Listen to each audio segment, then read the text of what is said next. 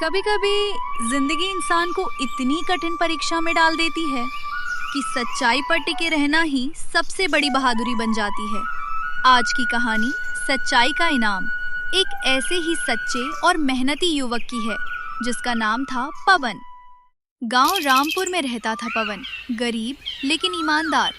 उसके पिता नहीं थे और माँ बीमार रहती थी।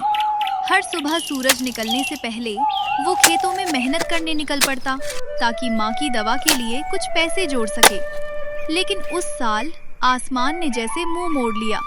बारिश एक बूंद भी नहीं गिरी, खेत सूख गए और काम बंद हो गया। माँ की तबीयत बिगड़ रही थी और घर में 1 रुपया भी नहीं था। मजबूर होकर पवन ने तय किया अब उसे शहर जाना होगा काम की तलाश में। शहर पहुंचकर वो दर दर भटका। किसी ने कहा काम नहीं है भाई, किसी ने कहा तेरे जैसे बहुत आते हैं रोज। कई दिन भूखा प्यासा घूमने के बाद पवन पहुंचा एक बड़े व्यापारी के पास, मोहनलाल सेठ। सेठ जी, मैं गांव से आया हूँ। कोई भी छोटा मोटा काम कर लूंगा, बस काम मिल जाए। काम तो है बेटा, लेकिन बड़ा कठिन। सुबह दुकान खोलनी होगी, पूरा बाजार साफ करना होगा और रात में दुकान बंद करनी होगी। महीने के 300 रुपए और 2 वक्त का खाना। पवन ने बिना सोचे हाँ कह दी। उसे तो अपनी माँ के इलाज के लिए हर काम मंजूर था। हर दिन अंधेरे में उठता, मेहनत से काम करता और कभी शिकायत नहीं करता। धीरे धीरे सेठ जी को उसकी लगन पसंद आने लगी। उन्होंने उसकी तनख्वाह बढ़ाकर 600 रुपए कर दी। कई साल बीते। पवन ने अपनी बचत से करीब 7,000 रुपए जमा कर लिए थे। अब वो खुश था। आखिरकार माँ का इलाज अच्छे डॉक्टर से कर सकेगा। लेकिन एक दिन उसने सोचा, इतने पैसे घर में रखना ठीक नहीं, अगर चोरी हो गई तो? तभी पास के दुकानदार की बात कानों में पड़ी। अगर किसी का धन सुरक्षित रह सकता है तो बस रतनलाल महाजन के पास। अगले ही दिन पवन पहुंचा महाजन जी के घर। महाजन जी, मैंने मेहनत से कुछ पैसे जोड़े हैं, क्या आप इन्हें कुछ समय के लिए अपने पास रख लेंगे? अरे बेटा, क्यों नहीं, रख दो, सुरक्षित रहेंगे।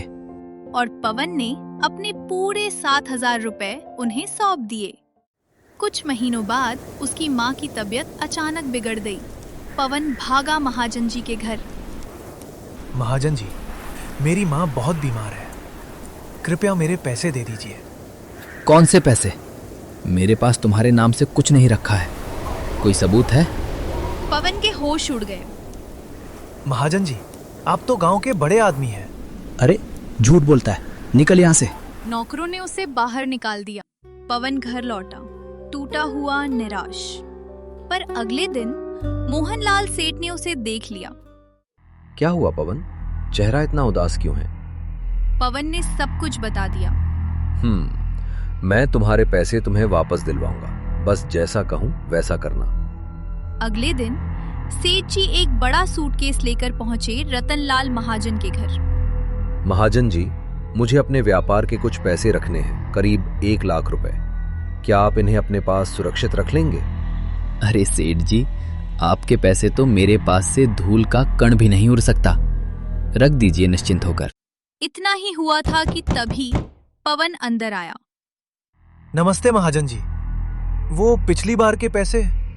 अरे बेटा पवन, याद आया, तुम्हारे 7,000 रुपए मेरे पास ही है। माफ करना, भूल हो गई थी, अभी देता हूँ। महाजन ने तुरंत थैली लाकर पैसे लौटा दिए। वाह महाजन जी, आप तो बड़े ईमानदार निकले। अब मैं भी निश्चिंत होकर अपने पैसे आपको देने वाला था, पर अभी खबर आई कि मुझे वो पैसे यहीं लगाने हैं। कोई बात नहीं, अगली बार रखूंगा। इतना कहकर सेठ और पवन दोनों वहां से निकल पड़े। बाहर आकर पवन ने सेठ जी के पैर पकड़ लिए। आपने मेरा पैसा बचा लिया सेठ जी। पवन, जो इंसान सच्चा और मेहनती होता है उसकी रक्षा खुद ईश्वर करते हैं, और जो लालच में अंधे हो जाते हैं उनकी आंखें समय खुद खोल देता है। कभी भी सच्चाई का रास्ता मत छोड़िए, क्योंकि झूठ चाहे जितना भी चमके, अंत में जीत हमेशा सच्चाई की ही होती है।